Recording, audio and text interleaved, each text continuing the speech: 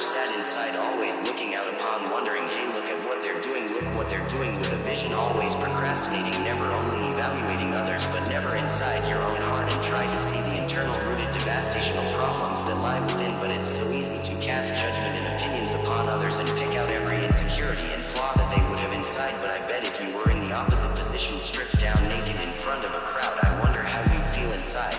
Portability tormented and shame tarred and feathered, put in a parade, feeling so hopeless inside, like you almost feel like contemplating hanging it up, slitting it down, ripping all pain that resides inside of you with no viewpoint of any hope. How do you even make this kind of shit? Because it really ain't no joke. I know I see, but most people don't even want to reside on true love these days. You realize if a calamity would happen and the society would crash, who would be there to take care of your vulnerability and your tiny little ass mercy to a martial law setting inside for a wickedness like the movie The Road? Could you even imagine it for a minute though?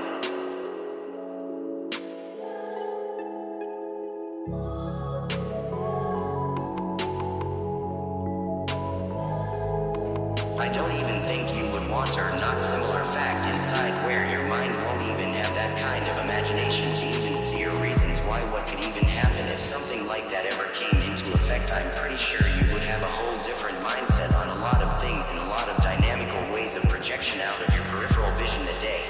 For an ability and weakness, for the strong resides strong, looks over the weak, and the weak shivers and shakes underneath the strong's arm at night. Yeah, as long as you could have it in a way where society has it fixed up like this, for all things crumble and decay, it's just the way eventually, and it happens so fast, blink of an eye. One night everything is normal, and then you wake up the next day, no power, nothing's working, gunshots blasting out all over the place, chaos, calamity, fucking people storming stores, getting all the supplies. You start running out of food, you know what it's like to starve. You start starving, your whole mindset will change, you won't even be thinking the same. You'll look over there and start looking at Dave. Dave will start looking like a turkey, like an old cartoon movie. You'll start drilling a salvating at the mouth. It has to be the twisted track right of studio of my heartfelt production somehow. But the fact is, if you don't have much, then they probably don't even look at you in that kind of way. They don't see what you can get together, they only see what you have at that moment in time. That's the biggest flaw they could ever feel or they could ever have inside. They don't see what you can gain together as a team, they only see what you have at the moment, prison of time. And that is just so odd to me. No potential, no understanding. They say they try to convince you some kind of way, but in the end of the day they have no attention to truly even have that inside of their mind. They can't ever change their wicked ways in their mind. They just do what they do because they feel it's justified. Well, let me just say, all things will change faster than you could ever believe as time rolls on and the aging takes place and beauty turns into a tired looking face from a night of all nights combined. How alcohol ages you faster than anything in life.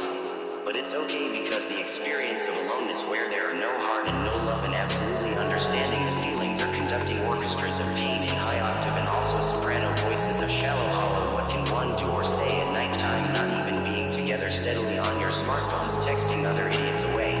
Such a text, I wish it would never even exist. I wonder how the world would be if you can only call and do mannerisms, activities, isolated all alone inside with a plastic square